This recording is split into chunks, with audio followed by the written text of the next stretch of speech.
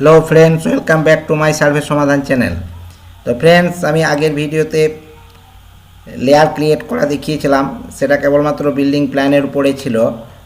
তো তখনই আমি বলেছিলাম যে ল্যান্ড সার্ভেয়ারদের জন্য যেখানে মৌজা ম্যাপ পড়ে বা যে কোনো ম্যাপ আঁকার জন্য লেয়ার ক্রিয়েট করার দরকার হয়, সেই বিষয়টাই আমি আজকে এই ভিডিওর মাধ্যমে দেখিয়ে দেব। তো ফ্রেন্ডস, ভিডিওটা অবশ্যই শেষ পর্যন্ত দেখতে থাকবেন। ভিডিও লাইক এবং শেয়ার করবেন। চ্যানেলটা যারা সাবস্ক্রাইব করেননি অবশ্যই সাবস্ক্রাইব করে নেবেন। এর জন্য আমরা কি করেছি, একটা নতুন ফাইল আমরা ওপেন করে নেব। তো তার জন্য এই ফাইলটা আমরা এখন বন্ধ করে দেব। বন্ধ করে দেওয়ার পর আমরা একটা নতুন ফাইল ওপেন করে নেব। তো এখানে দেখুন ম্যাপ 1 বলে আমি একটা ফাইল করে রেখেছি। এখানে কিছু স্কেল সেটিং করে রাখা হয়েছে। তো এখানে আগের মতো দেখুন কোনো লেয়ার নেই, এখানে জিরো লেয়ার এবং ডিপ পয়েন্ট এই দুটি অলরেডি থেকেই থাকে ডিফল্ট সেটিংয়ে। আমরা যেহেতু মৌজা ম্যাপের উপর কাজ করব এবং এর জন্য কি কি লেয়ার প্রয়োজনীয় লেয়ারগুলো এখানে করে নেব। তো আপনারা ভিডিওটা দেখতে থাকবেন এবং ভিডিও দেখে দেখে করে নেবেন, তাহলে আপনাদের কোনো প্রবলেম হবে না। তো প্রথমে আমরা লেয়ারের জন্য LA এন্টার করব। LA এন্টার করার পর আমরা নিউ লেয়ারে যাব। নিউ লেয়ারে ক্লিক করব। নিউ লেয়ারে ক্লিক করার পর লেয়ার 1 লেখা আছে, এখানটায় আমরা প্রথমে ম্যাপ লাইন অর্থাৎ ম্যাপ লাইন বলে একটা লেয়ার করে নেব। এই লেয়ারটা আমরা কালার দিয়ে দেবো, যেহেতু মৌজা ম্যাপের উপর কাজ করব তার জন্য এটা রেড দিয়ে দেবো। সাধারণত মৌজা ম্যাপের উপর সাদার উপর কালো লেখাগুলো থাকে, যার জন্য রেড দিলে আমাদের বুঝতে খুব সুবিধে হবে। ওকে করে দেব। কন্টিনিউ লাইন আছে, কন্টিনিউ লাইন থাকবে। ডিফল্ট আছে, যেহেতু ম্যাপের ব্যাপার এখানে একটু সরু মোটার ব্যাপারটা লক্ষ্য রাখতে হবে। আমরা সাধারণত 33 ফুট সমান 1 ইঞ্চি স্কেলের ম্যাপ যদি করি তাহলে এখানে 0.13 mm এটাই সিলেক্ট করে রাখবো, তারপর ওকে করে দেব। তো আমাদের এখানে একটা লেয়ার হয়ে গেল। এরপর আমরা লেয়ার করব, আর একটা লেয়ার করে নেব। এখানে আমরা লেয়ার করে নেব dot line, DOT dot line অর্থাৎ পার্টিশন লাইন যেটা হবে। এটা কালারটাও আমরা এখান থেকে চেঞ্জ করে নেব। এখান থেকে আমরা একটা পিঙ্ক কালার দিয়ে দেব। এবার ডট লাইন, কন্টিনিউ লাইন আর থাকবে না, এখানে কন্টিনিউ লাইনে আমরা একবার ক্লিক করব। ক্লিক করার পরে এখানে দেখুন একটাই লাইন আছে, কন্টিনিউয়াস লাইন। তো এখান থেকে আমরা লোডে যাব। লোডে গেলাম। লোডে যাওয়ার পর আমরা ডট লাইন যেটা নেব, ড্যাশ লাইন, সেটা আছে আমাদের এখানে 2 নম্বরে AutoCAD ISO 03W100। এই জায়গায় আমরা একবার সিলেক্ট করব। সিলেক্ট করার পর ওকে করে দেব।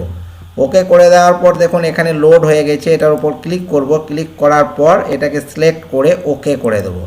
তো ওকে করে দিলে ফ্রেন্ডস এখানে দেখবেন এই জায়গায় AutoCAD ISO 03W100 ড্যাশ লাইনটা আমার লোড হয়ে গেছে।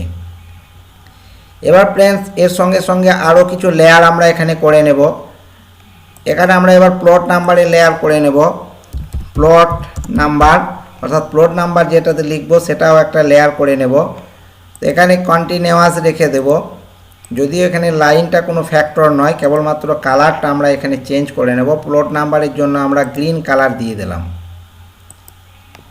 এরপর ফ্রেন্ডস আমরা ডাইমেনশনের জন্য একটা লেয়ার নিয়ে নেব। এখানে ডিম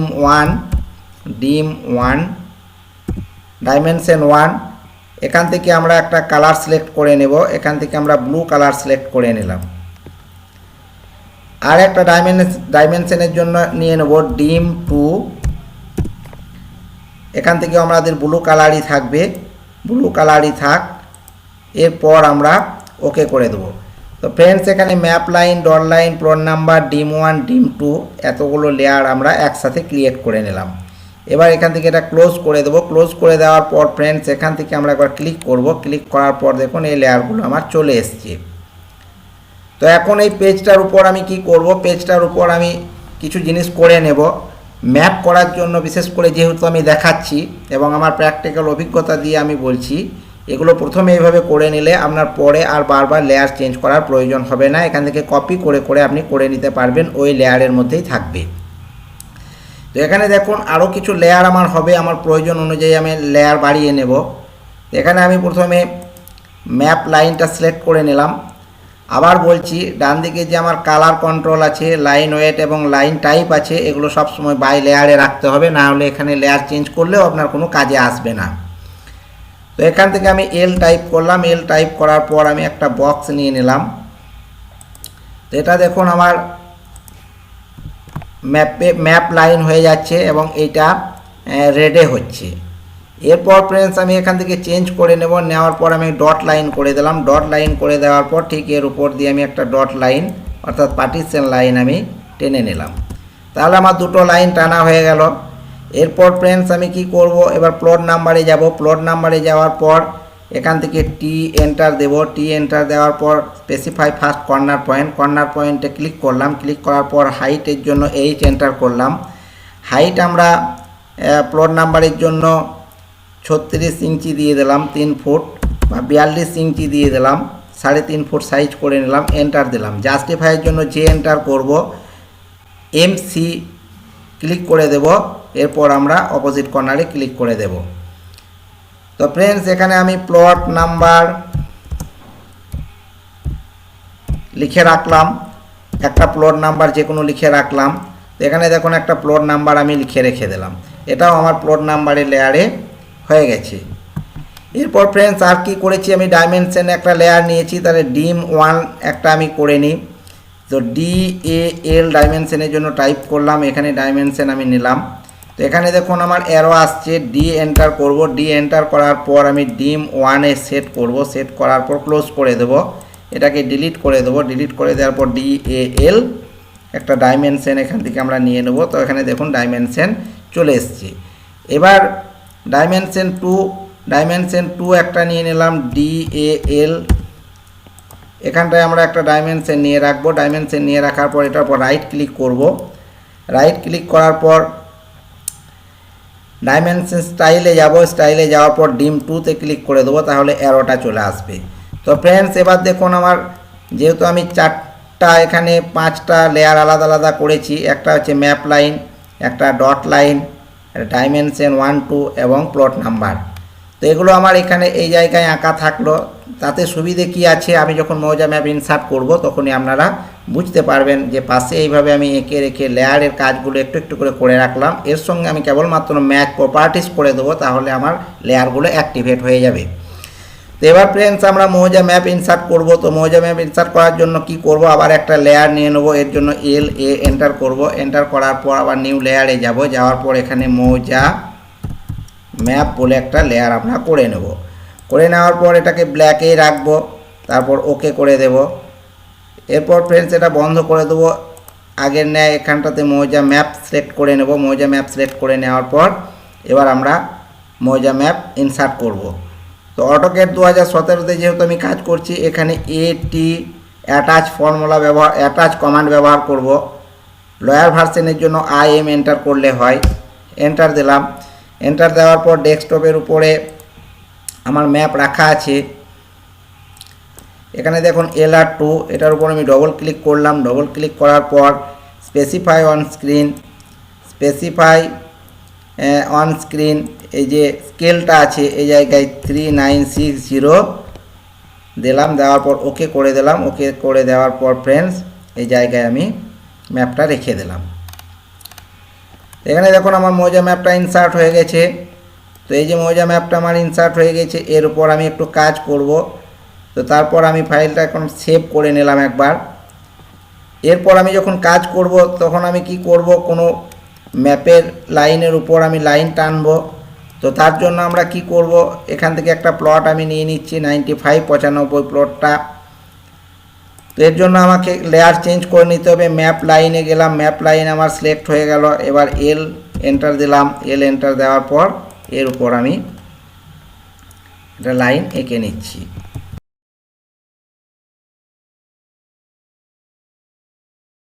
তো ফ্রেন্ডস ম্যাপ লাইন দিয়ে আমার লাইন আঁকা হয়ে গেল। এবার এটাকে যদি আমি ভাগ করি, পার্টিশন করি, তো আমি এখন মোটামুটিভাবে একটা পার্টিশন করছি। তো এখানে দেখুন পার্টিশন করলাম। পার্টিশন দেওয়ার পরে ট্রিম দিয়ে এটা আমি কেটে দিলাম। কেটে দেওয়ার পরে কিন্তু এটা আমার ম্যাপ লাইনে অ্যাক্টিভেট হয়ে আছে।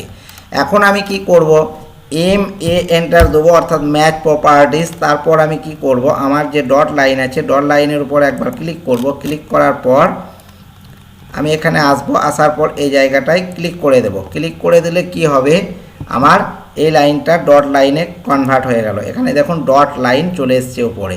তো ডট লাইনে কনভার্ট হয়ে গেল। আমাকে বারবার আর লেয়ার চেঞ্জ করার দরকার হচ্ছে না, আমি ম্যাচ প্রপার্টিস করে দিলাম। এরপর ফ্রেন্ডস আমি যদি অফসেট নিই 30 ফিট করে, তাহলে 30 ফিট করে অফসেট নিয়ে এই প্লটটা যদি আমি 30 ফিট করে ভাগ করে নিই, তাহলে এখানে দেখুন আমার ডট লাইনটাই অ্যাক্টিভেট হয়ে ডট লাইনটা কাজ করছে, আমাকে বারবার লেয়ার চেঞ্জ করার প্রয়োজন হচ্ছে না।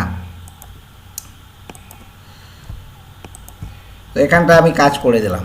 এরপর ফ্রেন্ডস আমি যদি প্লট নাম্বারটা লিখতে চাই, তাহলে সাধারণত এটা 95 লেখা আছে, কিন্তু এটা হবে 195 প্লট। তাহলে এখান থেকে আমি প্লট নাম্বারটা কপি করে নিয়ে আসবো, CO কপি বেস পয়েন্ট দেওয়ার পর আমি এই জায়গায় লিখে দিলাম। রাখার পর এটাকে ডবল ক্লিক করে এটাতে আমি 195 অর্থাৎ 195 লিখে দিলাম। এবার প্লট নাম্বারের উপর আমি একবার ক্লিক করলাম, এখানে দেখুন প্লট নাম্বার হিসাবে এটা আমার কাজ করছে। তো ফ্রেন্ডস এখানে আমি বুঝতে পারলাম যে আমি লেয়ারগুলো আগে ক্রিয়েট করে রাখলে আমার কত সুবিধে হচ্ছে, এবং সেখান থেকে আমি কপি করে নিলাম। তার জন্য আমি আগে যতগুলো লেয়ারে কাজ করেছি সেই লেয়ারগুলো আমি ওখানে লিখে রেখেছি। এবার ডাইমেনশন যখন আমি নেব তখন এখান থেকে আমাকে লেয়ারটা চেঞ্জ করে নিতে হবে। এখানে ডিম 1 ডাইমেনশন ডিম 1 আমি সেট করলাম, DAL নিলাম। তারপর আমি ডাইমেনশনগুলো এখানে লিখে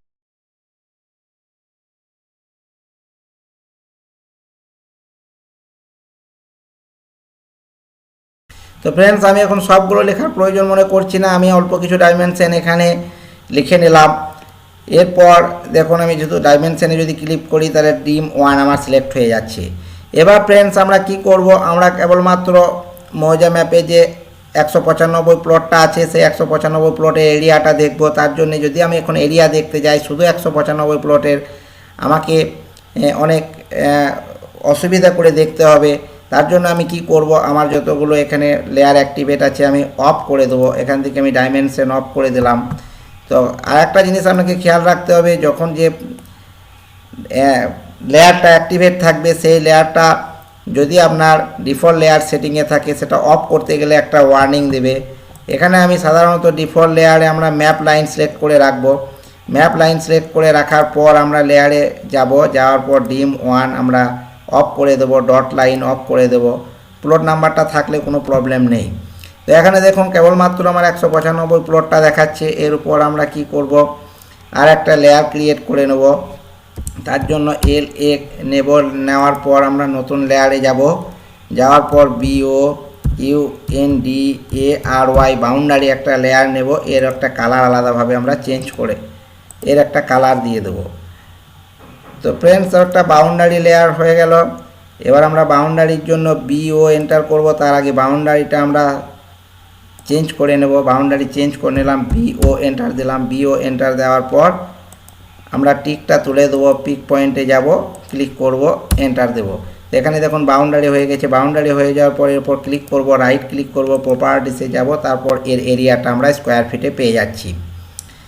তো ফ্রেন্ডস এটা এবার আমরা এই বাউন্ডারিটা ডিলিট করে দেবো। বাউন্ডারিটা ডিলিট করে দেওয়ার পর আমরা আবার লেয়ারগুলো অ্যাক্টিভেট করে দেবো, ডট লাইন ডাইমেনশন লেয়ারগুলো অ্যাক্টিভেট করে দেব। করে দেওয়ার পর ফ্রেন্ডস আমরা যখন পুরো প্লটের এরিয়া দেখব তখন এইভাবে অফ করে দেব। অফ করে দেওয়ার পর পুরো প্লটের এরিয়াগুলো দেখে নেব। ডিফল্ট সেটিং আমরা ম্যাপ লাইনটা এখন রেখে দেবো। এরপর আলাদাভাবে যদি আমি এগুলো এরিয়া দেখতে চাই তার জন্য আমরা কি করব, আবার বাউন্ডারি লেয়ারে যাব। বাউন্ডারি লেয়ারে যাওয়ার পর BO এন্টার করব, টিকটা তুলে দেব, পিক পয়েন্টে যাব, ক্লিক করে দেব। প্রত্যেকটা ঘরে একবার করে ক্লিক করে দেওয়ার পর দেখুন প্রত্যেকটা ঘরে আলাদা সিলেক্ট হয়ে গেছে। এবার একবার ক্লিক করব, ক্লিক করার পর প্রপার্টিসে যাব। এরপর দেখুন 1265 স্কোয়ার ফিট। একই সঙ্গে দুটি বাউন্ডারি সিলেক্ট করে রাখলে কিন্তু এরিয়া দেখাবে না। তো তার জন্য আমাকে বারবার আলাদা বাউন্ডারিতে একবার করে ক্লিক করতে হবে, প্রপার্টিসে যেতে হবে। প্রপার্টিসে যাওয়ার পর এখান থেকে দেখবেন আলাদা করে পরিমাণগুলো দেখিয়ে দেবে।